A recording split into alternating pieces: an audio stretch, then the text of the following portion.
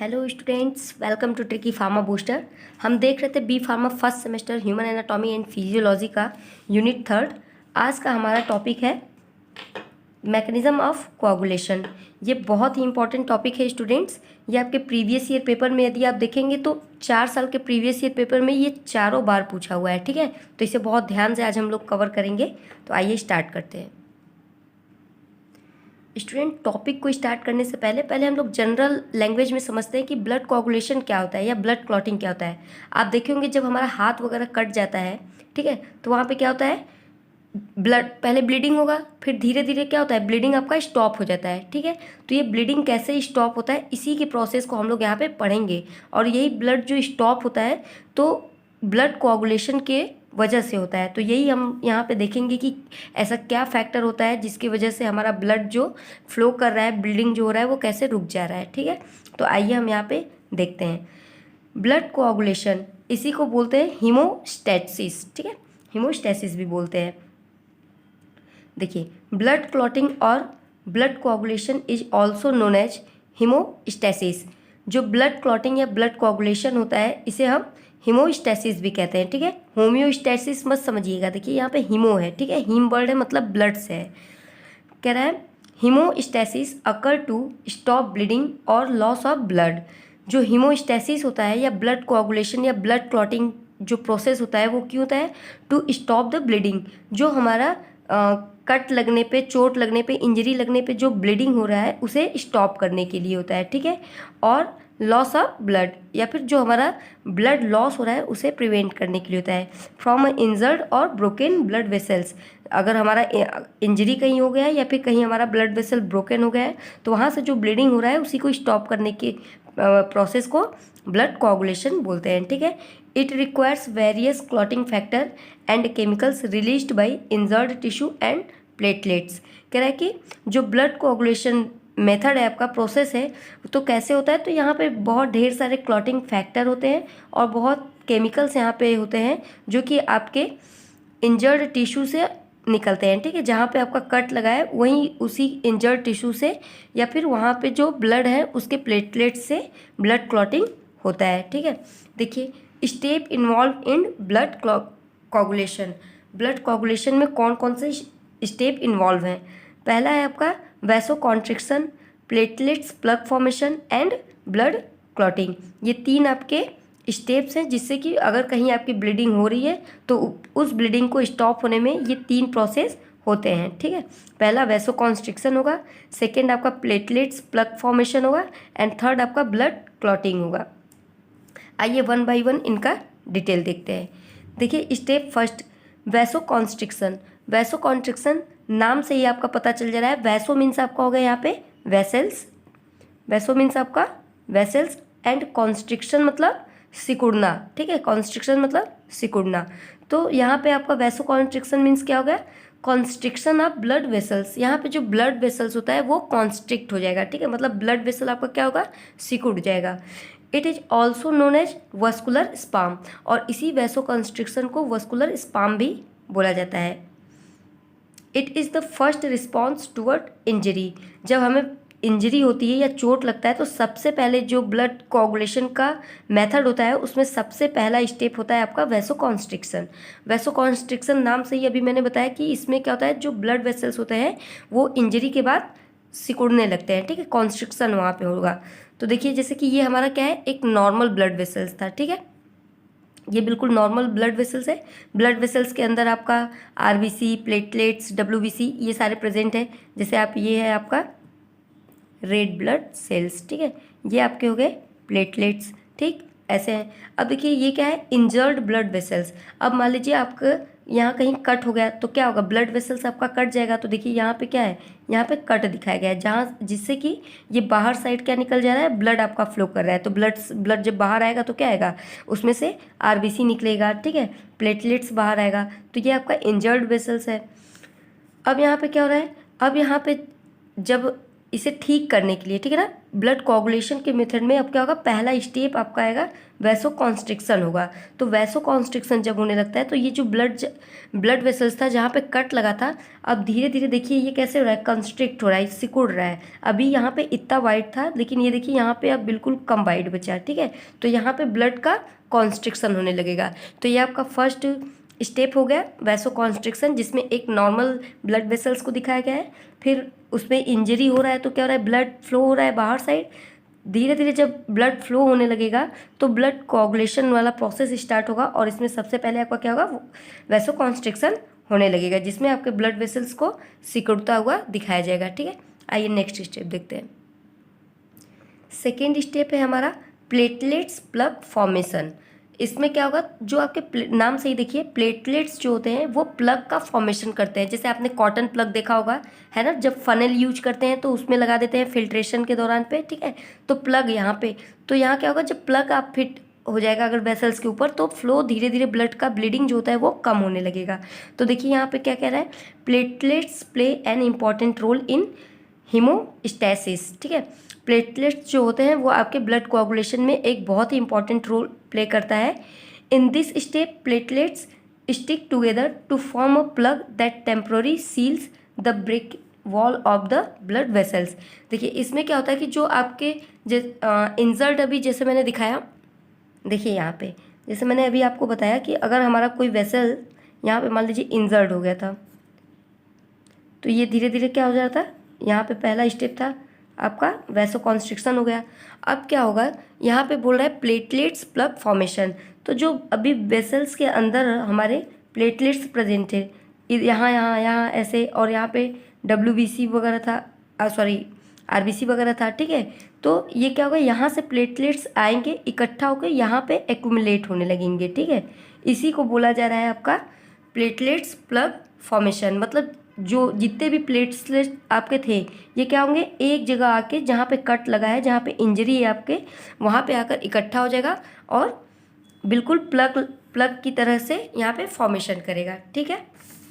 यही चीज़ यहाँ पे बोल रहा है कि जो आपके प्लेटलेट्स होते हैं वो एक दूसरे से स्टिक हो जाएंगे, चिपकेंगे, ठीक है। और क्या करेंगे, टेम्पररी सील कर देंगे breaked wall of the blood vessels. जो ब्लड वेसल्स का ब्रेक्ड वॉल था वहाँ पे जाके एक दूसरे से आपस में स्टिक करके वहाँ पे टेम्पररी सील कर देंगे, ताकि आपका ब्लड बाहर फ्लो ना करे या कम करे, ठीक है। फिर क्या होगा, platelets in blood vessels attach with collagen fibre and become much more sticker. जो प्लेटलेट्स थे ब्लड वेसल्स में वो क्या करेंगे, कोलेजन फाइबर से जाकर और अटैच होंगे, जिससे कि आपका वहाँ पे वो बहुत अच्छे से स्टिक कर जाएंगे एक दूसरे से। मतलब कोलेजन फाइबर के हेल्प से ये प्लेटलेट्स जो होते हैं और भी अच्छे से आपस में स्टिक कर जाते हैं। Some chemicals like serotonin and thromboxane A2 enhance vascular spasm and platelets plug formation. कुछ और भी केमिकल यहाँ पे रिलीज होता है, जैसे सेरोटोनिन एंड थ्रोम्बोक्सिन, ठीक है। ये क्या करते हैं, यही प्लेटलेट्स प्लग फॉर्मेशन में आपका हेल्प करता है, ठीक है। यहाँ पे देखिए जैसे ये इंजर्ड यहाँ पे था बिल्कुल, और ये वैसो कॉन्स्ट्रिक्शन वाला हुआ है, ठीक है। तो वैसो कॉन्स्ट्रिक्शन के दौरान अब क्या हो रहा है, जो प्लेटलेट्स हमारे ब्लड में इधर इधर प्रेजेंट है, ठीक है, ये बिल्कुल कट वाले इंजरी वाले प्लेस पे आके एक्यूमुलेट हो गए हैं, ठीक है। और कोलेजन फाइबर, सेरोटोनिन और एंड थ्रोम्बोक्सिन के हेल्प से ये और भी ज़्यादा स्टिकी हो गए हैं, बहुत ज़्यादा स्टिकी हो गए हैं, ठीक है, ताकि ब्लड फ्लो जो हो सके वो कम से कम हो सके। नेक्स्ट आपका और सबसे इम्पॉर्टेंट स्टेप है आपका ब्लड क्लॉटिंग। यही आपका मेन है। अभी यहाँ पे जो हुआ ये सब टेम्प्रोरी प्रोसेस था ब्लड को रोकने के लिए, ठीक है। अब यहाँ से आपका मेन प्रोसेस स्टार्ट होता है। बोल रहा है it is the process by which blood clot form. अब ये ऐसा प्रोसेस है जहाँ पे ब्लड आपका जो होता है वो क्लॉट फॉर्म में आ जाएगा। क्लॉट इन द सेंस थक्का जो होता है, ठीक है ना, थोड़ा स्टिकी और ठीक हो जाता है ब्लड, ठीक। It is the main and final process of blood clotting. और ये ब्लड कोआगुलेशन या ब्लड क्लॉटिंग का सबसे फाइनल और सबसे मेन प्रोसेस होता है।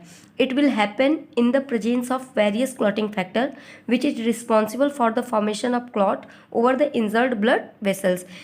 कह रहा है it will happen in the presence of various clotting factor. जो ब्लड क्लॉटिंग आपका थर्ड स्टेप है, ये आपके बहुत ढेर सारे क्लॉटिंग फैक्टर होते हैं, उन पे डिपेंड करता है, उनकी वजह से ब्लड क्लॉट होने लगता है, ठीक है।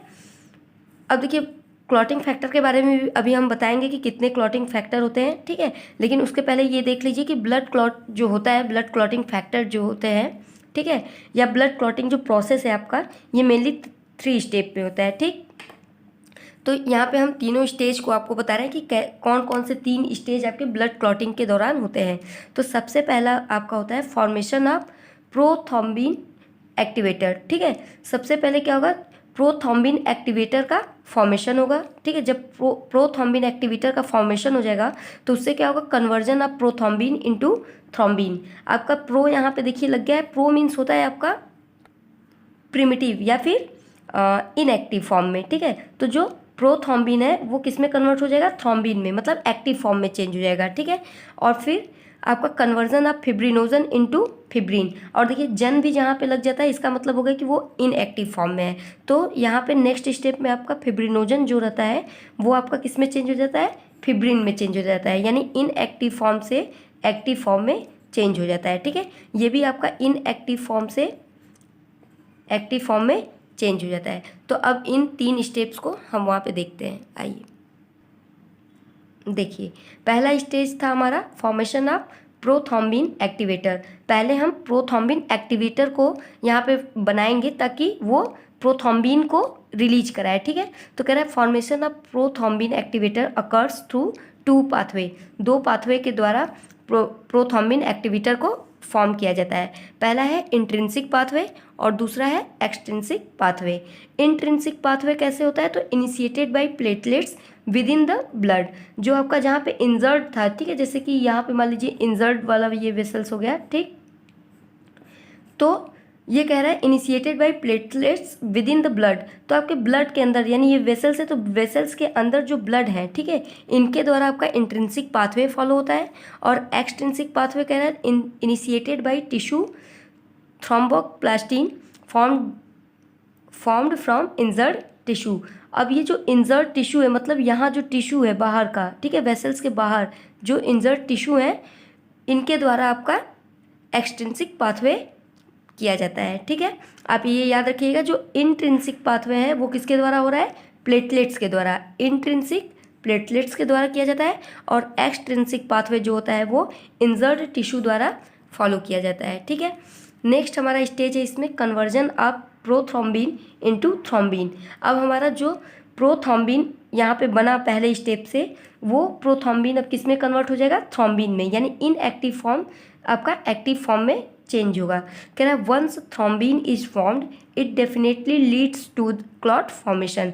जब एक बार थ्रोम्बिन आपका बन जाएगा, यानी प्रोथ्रोम्बिन से जब थ्रोम्बिन आपका बन जाएगा तो ये क्या करेगा, ब्लड क्लॉट को स्टार्ट कर देगा। ठीक है, क्लॉटिंग ऑफ ब्लड स्टार्ट कर देगा। ठीक, इसके लिए कौन रिस्पॉन्सिबल होता है, तो यहाँ पे बोल रहा है फैक्टर 10 जो होता है combine with factor 5 and activate enzyme prothrombinase which convert the prothrombin into thrombin. इसके देखिए यहाँ पे आप अगर सिंपल लैंग्वेज में देखें तो आप कह सकते हैं कि प्रोथ्रोम्बिन जो है इसको जब हमें थ्रोम्बिन में कम करना है, ठीक है, थ्रोम्बिन में अगर आप जब कन्वर्ट कर रहे हैं तो इसके लिए कौन रिस्पॉन्सिबल है, तो मैंने बताया अभी फैक्टर मैं आपको अभी डिटेल में बताऊंगी। तो इसके लिए आपका रिस्पॉन्सिबल है फैक्टर 10 एंड फैक्टर 5। ठीक है, ये आपका सेकेंड स्टेप हो गया। आपको यही चीज़ इतना बस याद रखना है कि जो आपका प्रोथ्रोम्बिनेज है, ठीक है, ये एंजाइम के हेल्प से आपका प्रोथ्रोम्बिन जो होता है वो थ्रोम्बिन में कन्वर्ट हो जाता है। और प्रोथ्रोम्बिनेज आएगा कहाँ से, तो वो फैक्टर 10 एंड 5 के द्वारा आएगा। ठीक है, नेक्स्ट स्टेज है हमारा conversion of fibrinogen into fibrin. अब देखिए प्रोथ्रोम्बिन से जब थ्रोम्बिन बन गया तो ये अब आपका फॉर्मेशन करेगा फिब्रिनोजन का। ठीक है, और फिब्रिनोजन फिर किस में चेंज हो जाएगा, आपका फाइनली फिब्रिन में चेंज हो जाएगा। तो कह रहा है in this final stage thrombin converts fibrinogen into fibrin. ठीक है, थ्रोम्बिन के मदद से जो आपका फिब्रिनोजन है वो आपके फिब्रिन में कन्वर्ट हो जाएगा in the presence of calcium. ये भी देखिए एक फैक्टर ही है। ठीक है, ये भी फैक्टर ही है आपका।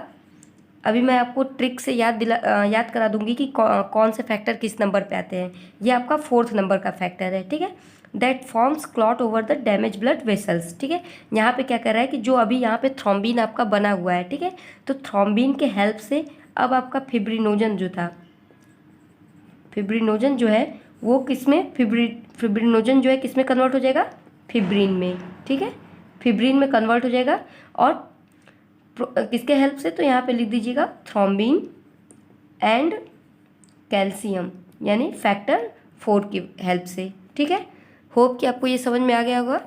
अब आइए हम लोग फैक्टर्स को देखते हैं।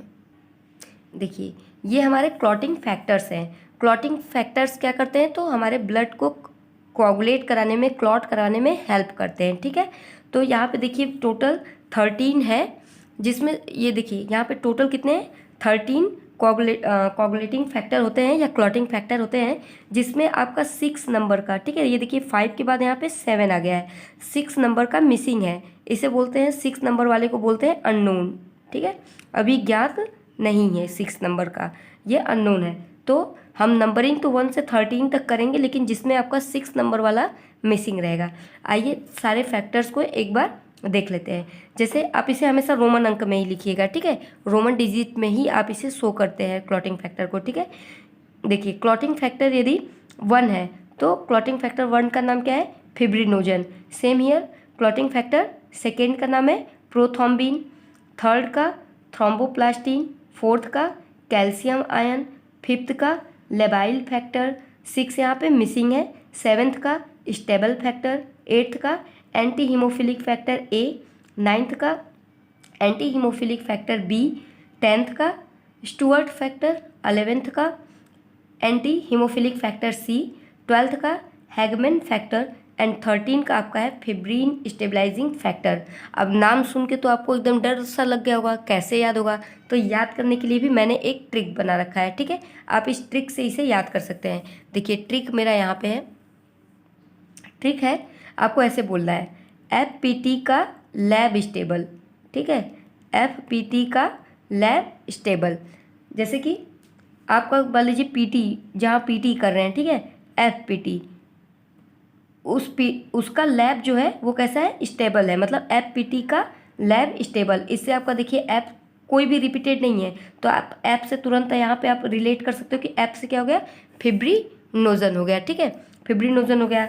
FPT का, और मैंने सीरियल वाइज लिखा है बिल्कुल, जैसे ये आपका फर्स्ट हो गया, ये सेकेंड, ये वाला थर्ड। ठीक है, ये हो गया आपका फोर्थ फैक्टर, ये हो गया फिफ्थ, सिक्स्थ चूँकि होता नहीं है। ठीक है, तो आपका नेक्स्ट ये हो गया 7, ये फैक्टर आपका है 8, 9, 10th। ठीक, 11, 12, 13। आप पूरा सीरियल वाइज इसको याद कर सकते हैं। तो ऐसे याद करिए, FPT का लैब स्टेबल। ठीक है, अब एक हो गया यहाँ पे, आप कितने 6 मतलब 7 तक आप याद कर लिए हो, 6 फैक्टर याद कर लिए हो, चूँकि 6वां वाला मिसिंग है। ठीक है, तो आपने टोटल कितने याद कर लिए, 6 यहाँ पे याद कर लिए। अब नेक्स्ट जो है हमारा बचा 6, उसको ऐसे याद करिए, आशा आंटी, ठीक है, ह्यूगमैन को फंसा ली, ह्यूगमैन हगमैन, यहाँ पे लिखा है ना हैगमैन। ठीक है, तो हैगमैन को आप यहाँ पे ह्यूगमैन लिख दीजिए, ह्यूग मतलब होता है बड़ा। ठीक है, ह्यूजमैन। ठीक, तो आप कैसे बोलेंगे, आशा आंटी ह्यूजमैन को फंसा ली।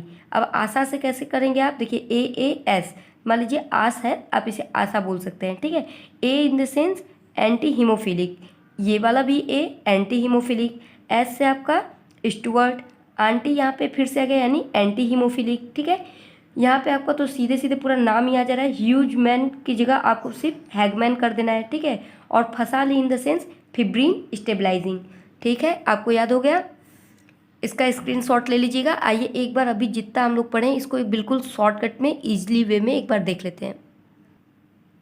देखिए स्टूडेंट्स, आपको सिर्फ इतना चार्ट पहले याद रखना है ब्लड कोआगुलेशन से। अगर आप ये चार्ट अपने दिमाग में बिठा लेते हैं तो आपको बहुत इजी होगा इसे एक्सप्लेन करने में, आप अच्छे से एक्सप्लेन कर ले जाओगे। हमारा आज का टॉपिक था ब्लड कोआगुलेशन। ठीक है, ब्लड कोआगुलेशन में मैंने बताया कि 3 मेन स्टेप होते हैं। ठीक है, vasoconstriction, platelets plug formation and blood clotting. Vasoconstriction में मैंने बताया कि जब एक नॉर्मल आपका अगर वेसल से यदि कट लग जाता है, तो कट लगने के बाद या इंजरी होने के बाद वो वेसल्स क्या होने लगता है, जैसे मान लीजिए यहाँ कट लग गया, तो ये अगर कोई वेसल से यहाँ कट लगने के बाद क्या करेगा, यहाँ पे कॉन्स्ट्रिक्ट हो जाएगा। ठीक है, ठीक, यहाँ पे क्या हो जाएगा, सिकुड़ने लगेगा। ठीक, इसे बोलते हैं वैसोकॉन्स्ट्रिक्शन। नेक्स्ट आपका था प्लेटलेट्स प्लग फॉर्मेशन। तो अभी जहाँ हमारा कट लगा हुआ था, ठीक, ये हो गया आपका वैसोकॉन्स्ट्रिक्शन दिखा दिया। अब जो कट इंजरी वाला प्लेस था, यहाँ पे क्या होगा, आपके प्लेटलेट्स आकर इकट्ठा हो जाएंगे, ठीक है। और क्या क्या मैंने बताया था, कोलेजन फाइबर के हेल्प से, सेरोटोनिन के हेल्प से ये बहुत ज़्यादा स्टिकी हो जाते हैं, ठीक है। नेक्स्ट आपका है ब्लड क्लॉटिंग। ब्लड क्लॉटिंग में मैंने 3 स्टेजेस बताए।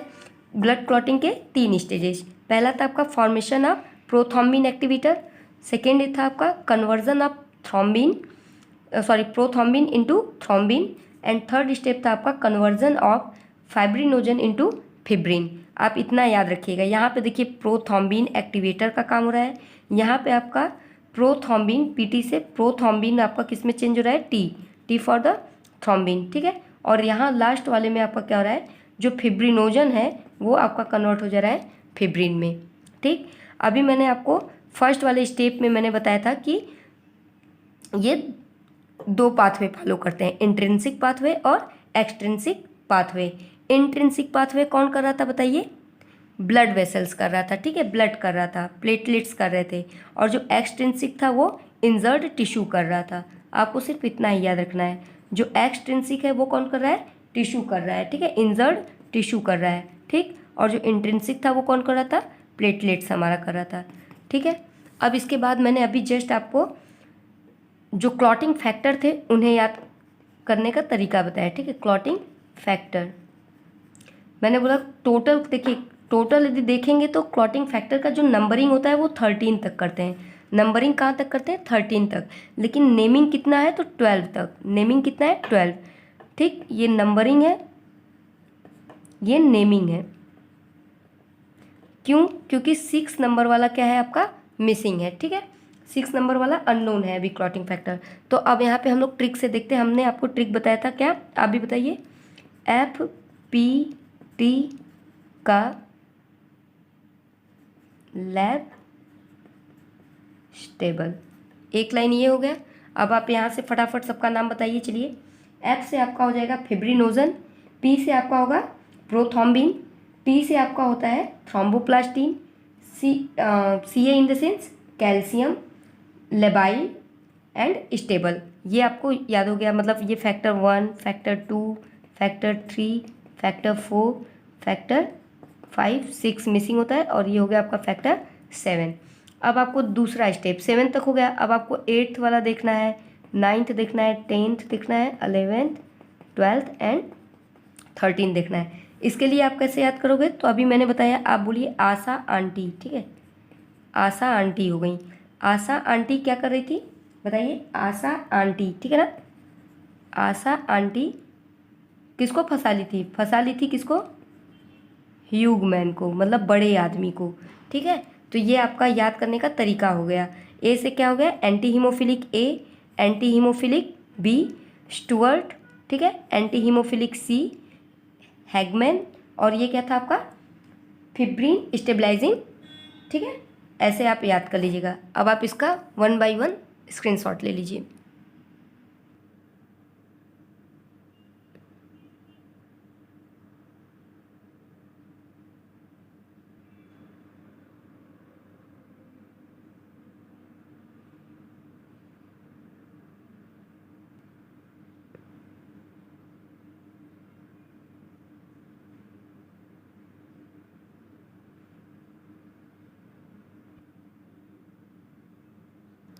थैंक यू स्टूडेंट्स, आप ऐसे ही मुझे सपोर्ट करते रहिए। आपका सपोर्ट ही मेरे लिए मोटिवेशन है। Thank you so much.